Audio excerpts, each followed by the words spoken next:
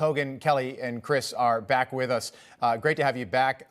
Kelly, so after watching the president in Wisconsin yesterday, he's going to be in Florida, coincidentally in Ron DeSantis' hometown. He's going to be in Tampa today. I say campaigning. I think the 2024 campaign has already started, but it seems like the administration's feeling pretty darn good about itself.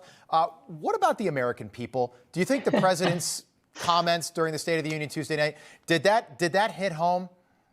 No, I mean, it didn't for the American people. For Democrats, sure. It was Joe Biden's relaunch campaign, right? It's his 2024 campaign. He was targeting Democrats with his message. He was making sure that they know that he is their standard bearer. He is going to be running in 2024, and so nobody stand up to him. Because in poll after poll shows the majority of Democrats don't want Joe Biden to run again. Right. But he gave over an hour-long speech. He was awake. He stumbled and fumbled a little bit, but not enough for people to say, like, no, he cannot run again.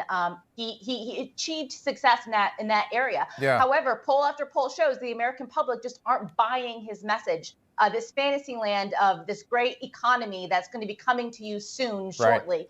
Right. It just isn't translating to the American public. Kelly, Katie Tur, MSNBC yesterday, I was watching, and she said Joe Biden in Wisconsin, she said he's taking a victory lap. So that's the message out there with the rest of the media. Chris, let's look at some of those polls that Kelly just brought up. A new Gallup poll out in the last 24 hours. These numbers are stunning now. So 50% of Americans say they are worse off financially than they were a year ago. We haven't seen a number that high since 2009.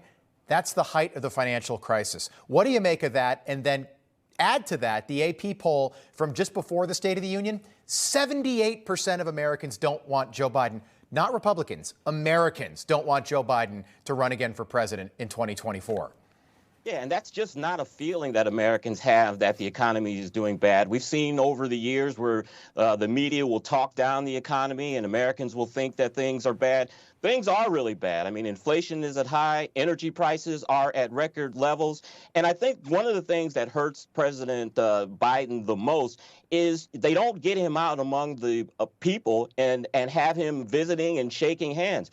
This guy has spent over 200 days at his vacation home in Rehoboth Beach, Delaware, but they don't have him among the people. And I think you couple that with how bad the economy is doing right now, with he doesn't get outside of the Beltway bubble. I think that is contributing a lot to his low poll numbers. Kelly, about 30 seconds left. Trafalgar with a poll out yesterday as well. This number, shocking. The U.S. perception on the world stage, according to a Trafalgar poll, 59% of Americans say we look weaker today after the Chinese spy balloon. 59%.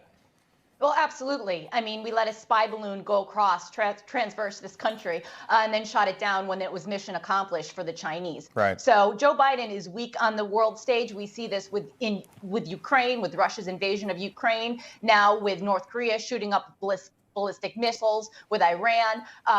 It is one thing that the world sees and that Joe Biden has not addressed, and he did not address it in the State of the Union, all but giving it four sentences where he should have come out a lot stronger against China. Great points, Kelly. Although I don't think that Joe Biden could land on an aircraft carrier like George W. Bush.